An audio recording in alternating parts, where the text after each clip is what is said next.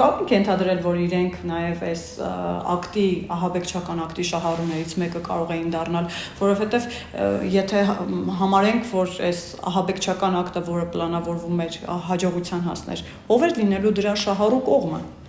ով էր դրանից առհասարակ շահելու։ Ստեղ ընդհանրապես հարց չկա, միանշանակ է թե ով էր լինելու, Հայաստանի Հանրապետության երկրորդ նախագահը։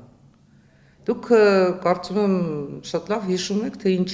սրբություն սրբոց էր որակում հոկտեմբերի 27-ը հայտնի դաշնակցական գործիչ է։ Իդեպ ես կարծում եմ նրա դեմ էլ պետք է քրեական գործ արվեցվի։ Դա եւս ահաբեկչության կոչ է։ Ինչ է նշանակում։ Փոխարենը այսօր հայեղափոխական դաշնակցությունը դատապարտում է Էմանուել Մակրոնին։ Հասկանում եք, Էմանուել Մակրոնը ժողովրդավարության դեմ է գնացել։ Լսեք, եւ Լավրովը